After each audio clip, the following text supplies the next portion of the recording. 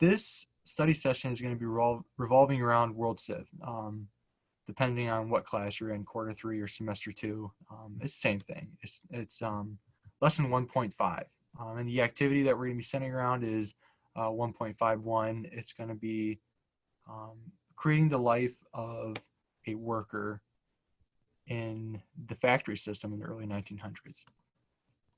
So here are my expectations. Obviously, until someone else comes online, my expectations aren't going to need to be met, because if it's just me, you don't have to mute your mic, you won't have to have your camera off, you won't have to participate with other people. And I still hope that you would respect me even though you are just watching the recording. What I like to do in each study session is have a couple of I can statements. So meaning at the end of this session, these are the things that you should be able to do. For instance, I can create a presentation depicting the life of a factory worker during the early 1900s. I can also describe several hardships that people faced while working in the factory system of the early 1900s. So here's the agenda. It should be about 60 minutes. Well, it might not be now because I don't have any participants. But my introduction, my expectations, my agenda, this will take about 5 minutes at most. I usually like to have a warm-up question. That's not going to take 5 minutes now because obviously we won't have a discussion. And then I want to jump in for a couple minutes on who were the workers. What kind of people were those that are working in the factories? And then I'm going to jump into how to start a presentation. And it's going to be kind of fun. It's going to be unique. It's going to be the first time I'm going to do something like this where I'm going to be starting a presentation from scratch and just working through it. And then we're going to have some more questions and discussion time. And then we're going to jump back into what life was like, the daily life of these people working in the factory system. Then we're going to jump back down to our presentation, putting some more slides in, some pictures, animations, and the information that we need to make a really awesome slide presentation. And then we'll have another set of discussion questions. And the last section is going to be revolving around the working conditions and finishing the presentation up. And that'll be basically our time. It's not going to be a whole lot of time, but it's going to be to the point, and we're going to get a lot of information in. And just because you're not in this class, just because you're not in this, say, section, doesn't mean that this video will not pertain to you. I think it really would. Even though you might be in a whole different class, just watching me create a presentation or start a presentation could be really helpful to you. So just keep that in mind. And then we'll have just a question at the end to take it out the door, and that'll be it. So here's the warm-up question. If you're just watching this recording, go ahead and, when I get to this point, just go ahead and pause it and think about this question. You can write it down. You can talk with someone next to you if you're at a meetup, that's cool. Or you just write it down, like I said. What do all good presentations have in common? Just think about that. What do all good presentations, think about someone who's up in front of other people working through a presentation. What makes a good presentation? What do they have in common?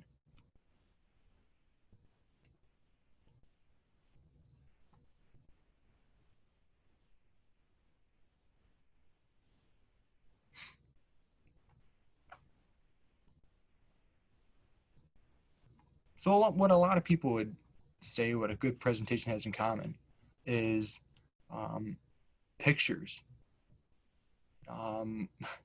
Pictures are huge. Just having a blank slide with information is not really interesting, and you're not going to captivate the audience. Pictures are huge. Also, what a lot of other people say is keeping it short and simple. Okay, we're not having huge long paragraphs of information, because I'm telling you, people know how to read. And when they're watching or listening to a presentation, they want to listen to you. They want to look at you. They want to hear what you have to say, not what you wrote down.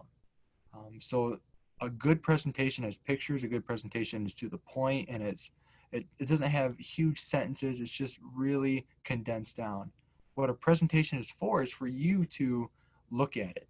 Okay, you as the presenter to look at it and use it as a guide, a tool to remember, oh, that's what that means. Okay, so now I got to talk to uh, the crowd or my audience about this fact.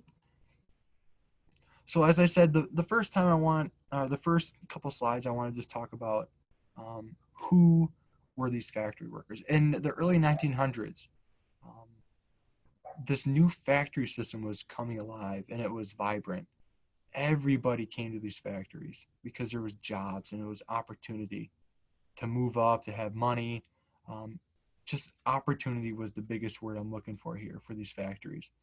But the main thing that you got to get across is, as you're going to learn in this presentation, this study session, that these factories were, all across the world. I mean, the United States and England and Germany, they weren't the best places to work. But who are these people? A lot of them were poor farmers, people that didn't have enough money, that couldn't sustain themselves working in a small farm. Okay, so poor farmers, poor families moving to the city for opportunity. Remember that word, opportunity. Poor workers, other people that didn't have jobs, that maybe weren't educated. Um, and look at the keywords poor. Um, these workers were poor people looking for a job, hoping to work just somewhere. And migrants, especially in the United States, Eastern Europe. So we're looking at Poland and that area, Eastern Europe. We're talking um, the area between Germany and say Russia. Okay, even like Greece. This is Eastern Europe, and also it's not just men. Okay, women worked, as you can see in the pictures. Children worked. Um, Everyone worked in the family. Okay, because you had to. The whole family had to work because you wanted to earn enough money just to live and survive. And this was way before child labor laws. So if you look in this picture here on the right, you see, I mean, I couldn't guess how old this, maybe 10 years old. Could you imagine a 10-year-old working in a factory with these machines, dangerous machines that you could get caught in, that child could really get hurt. And women, um, one thing that you noticed about women was the first time, most women during this time, they had really long hair. And if you look at this picture here, what do you notice about this lady? She's got her hair up, and it's up for a reason, because long hair could get caught in machines. And if you have your hair caught in a machine, you can just fill in the blank of what happens. Um, but these are the people. You have poor farmers, poor workers, migrants, people just moving to the city just in hopes to find a job. So now that we have that in mind, the starting the presentation is kind of people are like, I don't know how to start a presentation. I don't have Google Docs. I don't have a PowerPoint. And I say that's perfectly okay. Because you want to know why? Because everybody can get on Google. Um, and a really easy way, like I just don't know how to do it. And there's all kinds of videos out there. There's all kinds of um, other ways to learn how to do a presentation. And this is just going to be really, really easy for you.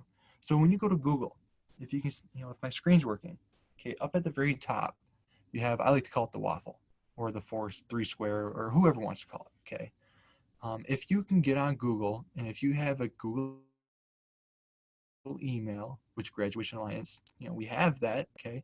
You have Google Docs and you have Google Presentation, okay? Google Slides, sorry, Google Slides. And it's just here. You go to the little waffle up here and go to apps, okay?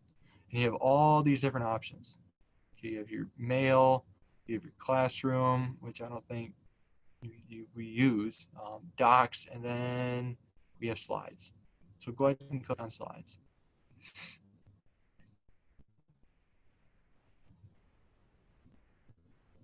So it comes up to if it'll load, um, all these different options that we can use. And at the top are the different templates that you can use. You can either create your own, a blank, or any of these here. And I'm just gonna, I'll start up here.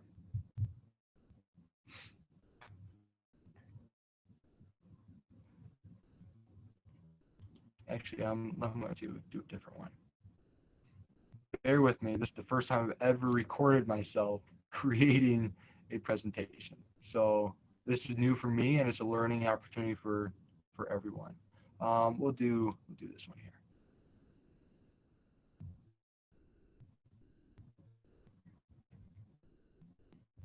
So for this assignment, it's really important to know the requirements.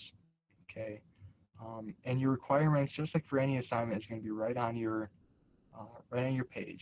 Okay, when you log into Graduation Alliance, when you get into your app and your whatever assignment you're on, you know the requirements. And for the requirements for this one, um, let me pull those up real quick.